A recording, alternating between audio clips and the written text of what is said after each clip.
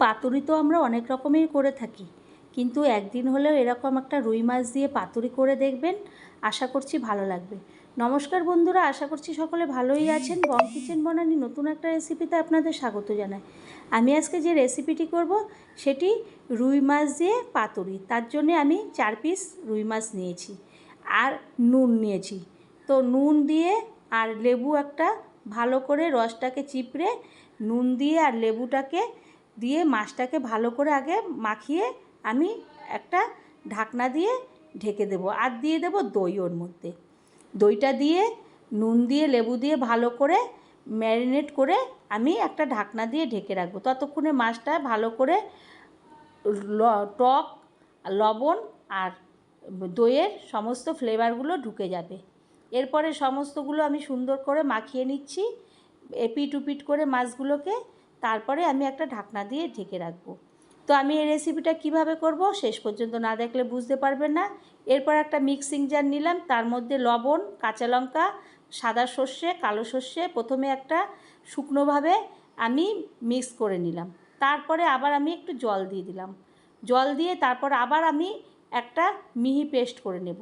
এদিকে একটা গ্যাসের ওভেন জ্বালিয়ে আমি কলা পাতাগুলোকে ছেঁকে নেব। তো চ্যানেলটি যদি আপনারা এখনও সাবস্ক্রাইব না করেন তো প্লিজ সাবস্ক্রাইব করবেন, লাইক শেয়ার কমেন্ট করবেন, পাশে থাকা বেল বাটনটি টিপবেন, তাহলে যে কোনো রেসিপি আপনাদের কাছে পৌঁছে যাবে।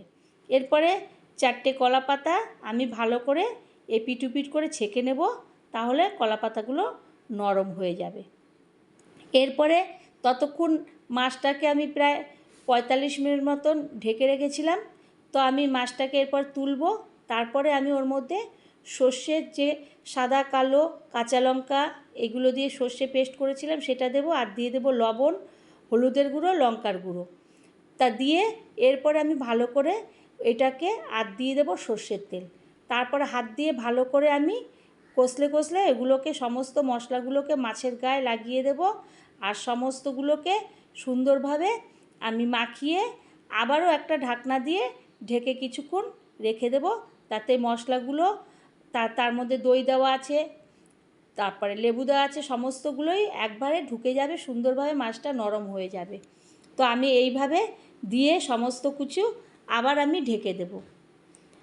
তারপরে কিছুক্ষণ পরে আমি আবার ঢাকনাটাকে খুলে এরপরে আমি যে পাতা নিয়েছি আর একটা থালা নিয়ে নিলাম।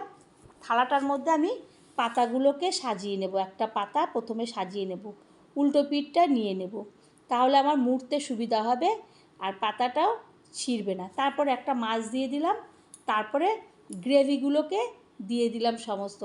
তারপরে একটা কাঁচা লঙ্কা দিয়ে দেব আমি, দিয়ে সুন্দরভাবে দুই দিক থেকে ফোল্ড করব। দুই দিক থেকে ফোল্ড করে তারপর আবার সামনে পেছন থেকে আবারও ফোল্ড করে নেব।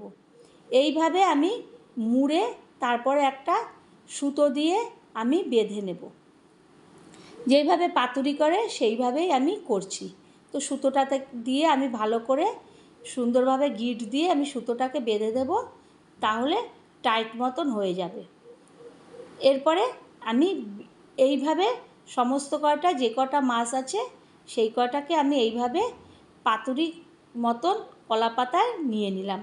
তারপরে আমি সুন্দরভাবে আমার 4টে মাছ হয়ে গেল। এইদিকে একটা কড়াই বসিয়ে দেব। কড়াইটা আমি ডিমু আঁচ করে দেব, তাতে আমার এই রান্নাটা করতে সুবিধা হবে। এরপরে মাছ 4টে আমি এইভাবে দিয়ে দিলাম, দিয়ে আঁচটাকে সিমে দিয়ে আমি একটা ঢাকনা চাপা দিয়ে দেব। ঢাকনাটাকে দিয়ে আমি এইভাবে ঢাকনাটা দিয়ে দেব।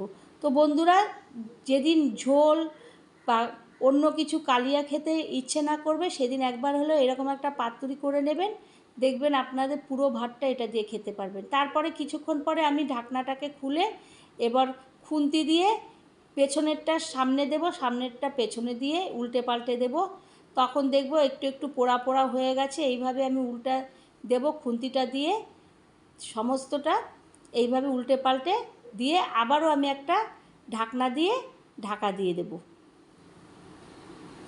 তা আমি উল্টে দিয়ে তারপরে ঢেকে দিচ্ছি। এরপরে আবার ঢাকনা দিয়ে ঢেকে দেব। তো আবারও 10-15 মিনিট পরে আমি আবারও খুন্তি দিয়ে ঢাকনাটাকে খুলব। খুলে এরপরে দেখব আমার ওই পিঠটাও সুন্দরভাবে হয়ে গেছে। তার মধ্যখানে আমি আবার একটু এপিট ওপিট করে ভালো করে ঘুরিয়ে ফিরিয়ে দিয়েছিলাম। তো এইভাবে আমি সমস্ত মাছগুলোকে, এই পাতুরিগুলোকে এইভাবে আমি করে নেব।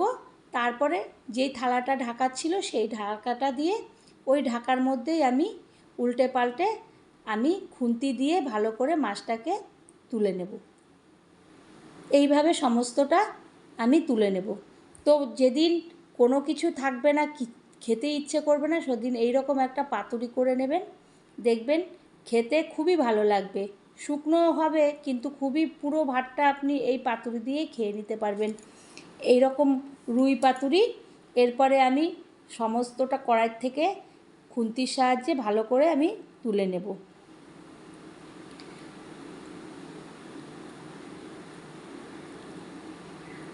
তুলে নিয়ে আমি কিছুক্ষণ পরে ঠান্ডা করতে দেব। তো ঠান্ডা হয়ে গেলে আমি একটা সমস্তগুলো একটা সাইড করে রেখে দেব। এরপরে ঠান্ডা করতে দেব। ঠান্ডা হয়ে গেলে আমি একটা কাঁচি দিয়ে ওই দড়িটাকে ছিঁড়ে নেব। ছিঁড়ে তারপরে দড়িটাকে খুলে এরপর কলা পাতাটাকে আমি খুলব।